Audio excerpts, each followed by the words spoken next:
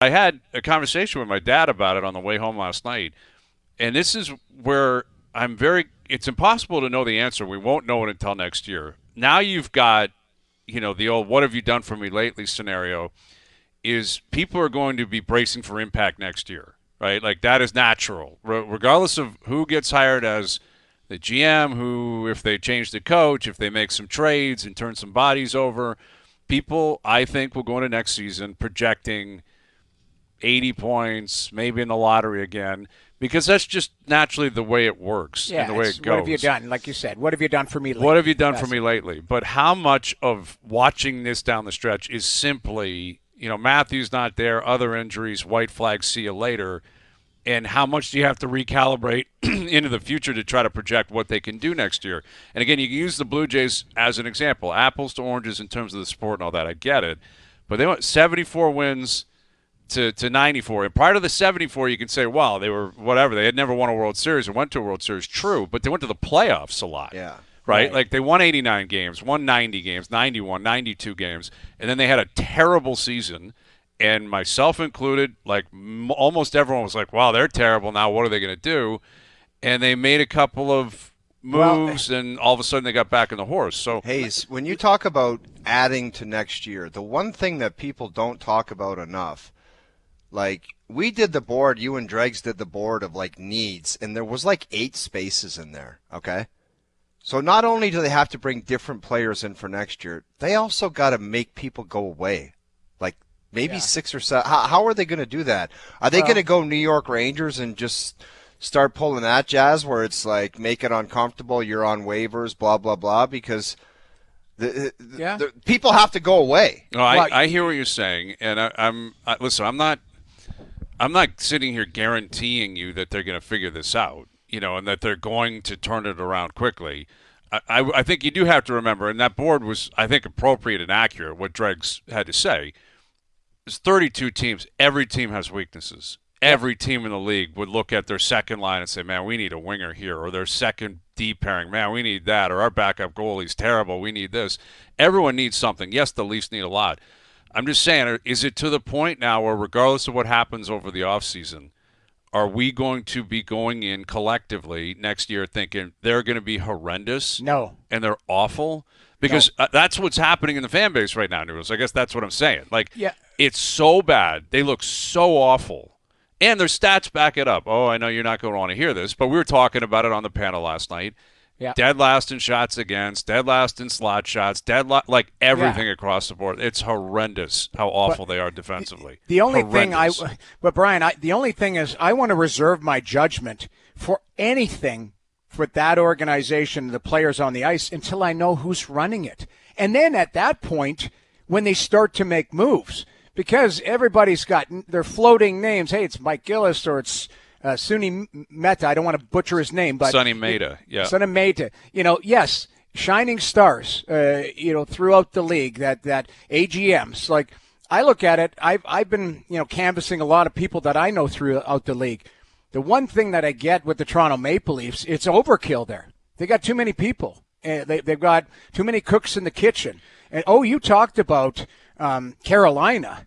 Like that's a lean machine. You've got owner that's exactly into right. GM. We all know Eric Tulsky and Tyler Dello, really smart guys. But do you know who sets the culture there? The coach. But isn't that the real answer, Noodles, for next year? That's what I'm saying. That's exactly what I'm saying. Yes and no. You're right. Yes, but I think then you got to go a step further and say, what about the coach? Like, I guess that's what I'm getting to. Is for 5 or 10 years down the road, who's the manager going to be? That's what's going to matter in terms of projecting where I think this team's going. If we're looking at next year, how much better can they really get? The coach is going to have a way bigger impact than whoever the GM is. Don't you think? I agreed because now the GM, hold on, maybe not, 50-50, and here's why I would say. Okay. Because the GM has to put the players in front of the coach. And if the GM decides to go, hey, we're going to go, Jerry Malgin's coming back, and we're going to go small and quick, and we're going to go this and that. Like, it depends on the thought process of the new manager, because if they decide to head down a different path, and again, I'm going to preface my comments, I do believe Austin Matthews is coming back, all of that type of stuff. but 34 is going to be a big part of the conversations moving forward. Just that based board on is light, his boys. status. By the way, that board is generous. All those blue spots. There could be a lot more than that. On the back end, I'm sorry, you're gonna find out what Morgan Riley, and keep in mind, Morgan Riley.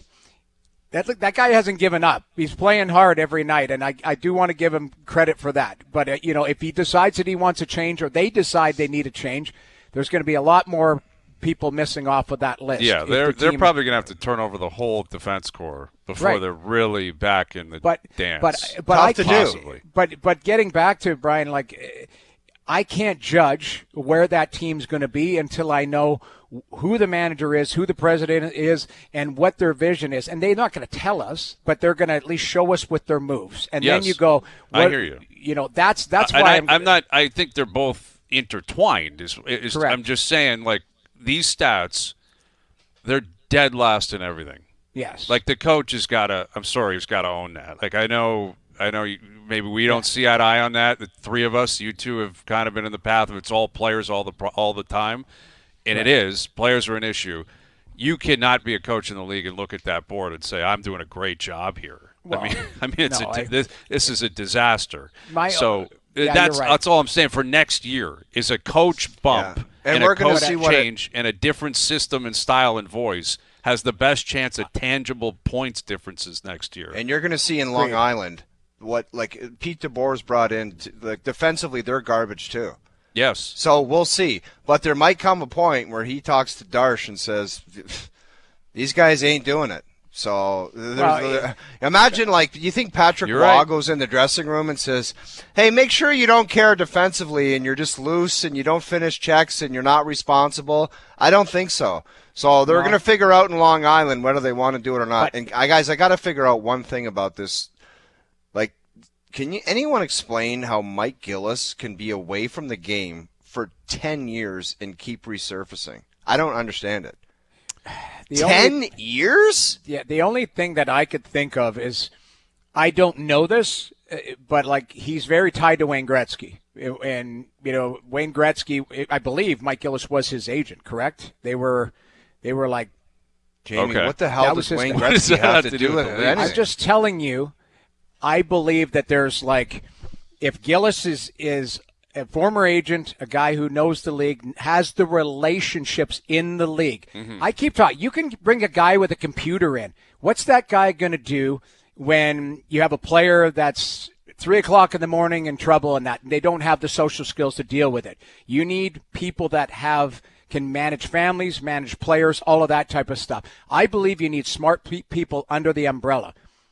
I've been saying all along, you see organizations heading the player agent route because agents nowadays, and I'm not saying Mike Gillis, but I'm saying agents nowadays have the biggest pulse on both sides of the coin because they deal with the families, they deal with the players, they deal with the contracts, they deal with the managers, they deal with the cap, all of that type of stuff. We've seen it in Montreal. We've seen it in Vancouver. We've seen it in Edmonton with Jeff Jackson. And that's not the solution, but I'm saying that it might be the thought process. What's happening. No, you're 100%, and that's it. But, it's not just, and the Leafs are aware of this. Keith Pelly and everyone are aware of it. It's not just what you're doing in the boardroom. If you're representing the front office, you're speaking with the media, you're speaking with fans, you're dealing with agents and players and families and parents. It's managing. Yeah, exactly. There's a lot that goes into it. I don't have an answer for you on why Mike Gillis is involved publicly. I don't know privately. Curious a little bit, Brian. It's you're trying to find a guy that's in the game or whatever, or current winner or whatever, and somebody that hasn't been around in 10 years. I find it weird, man. I find it weird. It is. There's no denying that it's weird. Exactly. That's what I'm saying.